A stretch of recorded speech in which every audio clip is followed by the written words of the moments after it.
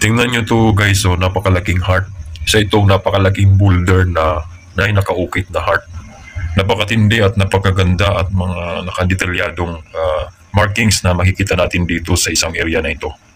So yan guys, makikita natin dito na mayroon pa itong mga kasama pang mga nakaukit na markings. Isa na yan at dito mayroon tayong makikita ditong arrow. So may directional ito. Mayroon pa itong katabing hole. So ayan guys, makikita natin dito sa bato na ito na nakaukit ang arrow at saka hole. Papunta siya dito sa baba sa may sapa. So ayan, makikita natin dito na mayroon itong napakalaking bato. So napakalaking bato ito. Ito ay combination. So makikita natin ang heart. So ayan po, makikita natin dito ang isang paa. Mayroon itong mga shallow hole.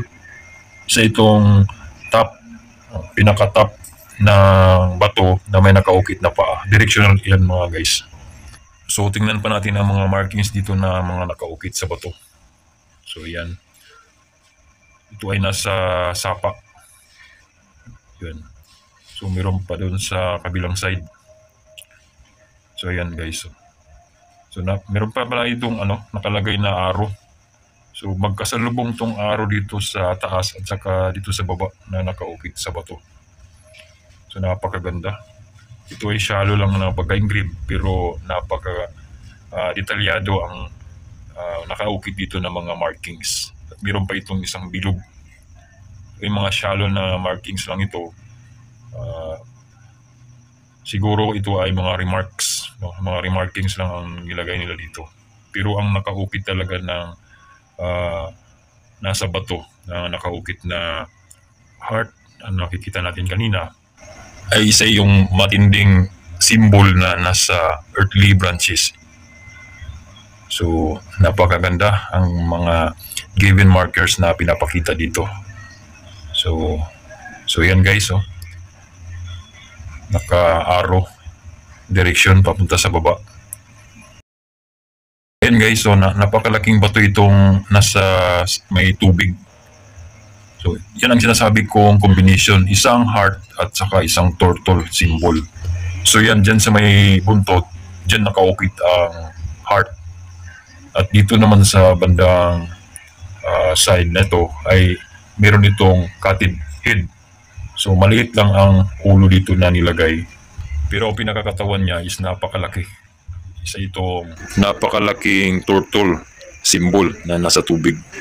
Ito ay lagayan talaga ng mga markings. So yan guys. Napakaganda at napaka-detalyado talaga ang isang area na ito na may mga sign, symbol, markings na nasa mga bato. Okay guys, isa-isa na itong mga markings na nakalagay dito sa mga bato. Una itong napakalaking heart. Makikita natin dito na nakalitaw itong mga edges niya at nagkaroon ito ng symbol ng heart. Ang heart ay isang halimbawa ng center na nasa earthly branches. Isa itong pinakagitna ng earthly branches na makikita natin sa isang bilog. So ang heart na ito ay may direksyon papunta ito sa likod dahil dito sa patulis na dulo niya. So dito naman tayo sa kabilang hugis ng heart.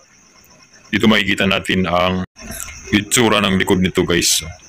So makikita natin dito na meron itong napakahabang guhit papunta sa baba. At dito na side, sa bandang baba, makikita natin ang isang maliit na bato. Maaaring ginawa itong animal symbol abstract.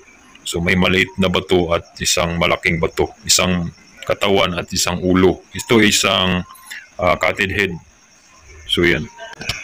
Dito sa side na ito, mayroon tayong makikita dito arrow na nakaturo papunta sa baba.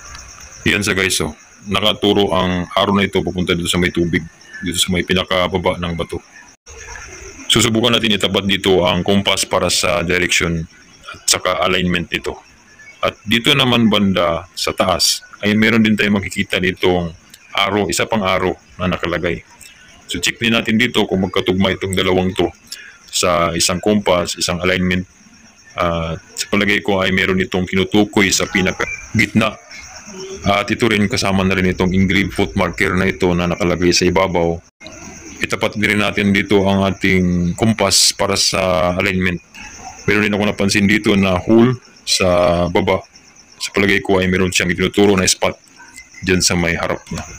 So mukhang napakahirap ito mga ka-TH, no? Kasi nasa tubig ito. Kailangan ito may divert ang tubig na nandito para makita ang mga markers, mga cottage stone na nagtuturo kung saan ang spot. Okay mga ka-TH, maraming salamat sa inyong panonood. Pa-subscribe na rin po para lagi kayong updated sa mga bagong video. Ingat po mga ka-TH and God bless.